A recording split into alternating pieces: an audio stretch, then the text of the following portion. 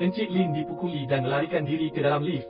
Sekumpulan samsen tidak mahu melepaskannya dan bergegas ke dalam lift. Mereka mengheret Lin keluar dengan mencengkam rambutnya. Lin dikelilingi oleh lebih daripada 50 orang. Datang ke tingkat 4 motel. 2 atau 3 lelaki mengisyaratkan Lin masuk. Mereka mengepungnya setelah menutup pintu.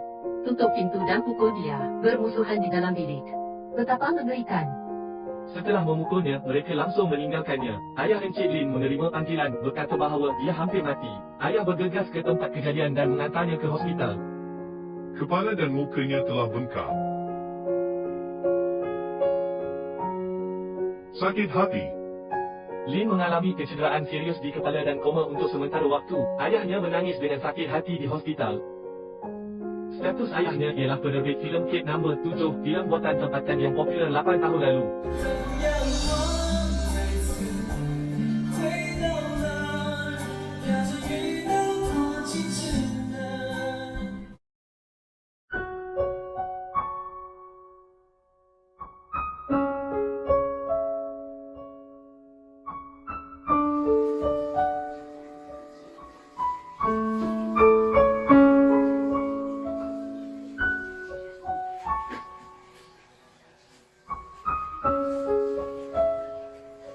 Masak.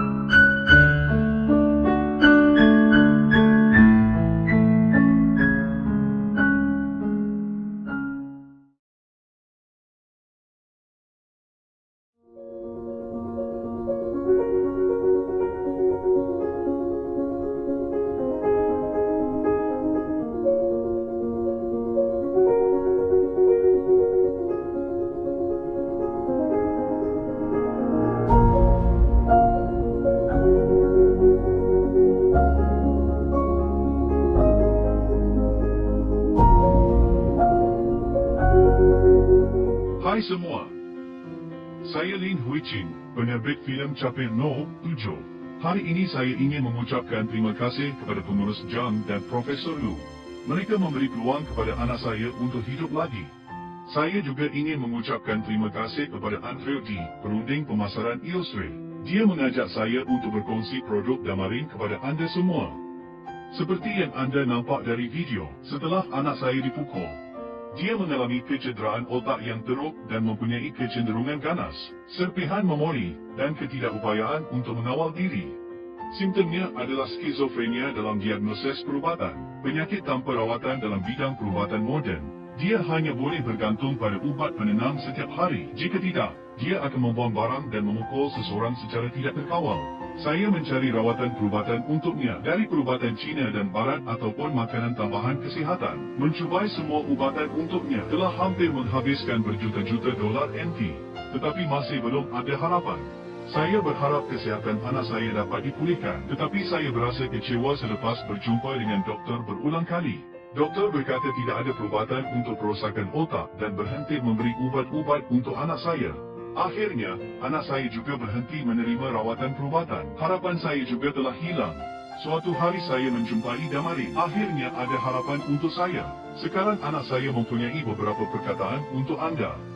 Hai, saya Lin Huang Den. Yang dikatakan oleh ayah saya adalah keadaan saya. Ia tidak terkawal apabila penyakit menimpa saya. Saya hanya bergantung pada ubat penenang setiap hari. Kadang-kadang saya menumbuk dinding. Anda dapat melihat parut di sini. Inilah parut selepas saya menumbuk kaca. Saya tunjukkan beberapa dokumen.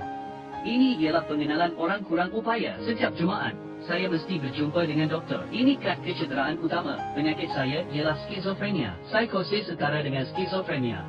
Suatu hari saya berjumpa dengan Damarin. Ayah meminta saya makan ini. Saya berkata tidak. Saya pernah mencuba banyak perubatan sebelum ini dan saya terus muntah setelah makan. Ayah saya meminta satu peluang lagi. Jadi setelah saya makan satu dos Damarin, saya mengalami sakit kepala yang teruk selepas 30 minit. Ayah saya menelepon seseorang. Dia berkata itu adalah kesan sel membaiki diri. Pada masa itu, saya tidak percaya dan berkata, saya tidak mahu makan lagi. Tetapi Profesor Lu memberi semangat kepada saya. Dia mencarankan agar saya mengambilnya untuk seminggu. Selepas seminggu, otak saya berfungsi dengan jelas dan tidak terlupa apa-apa lagi.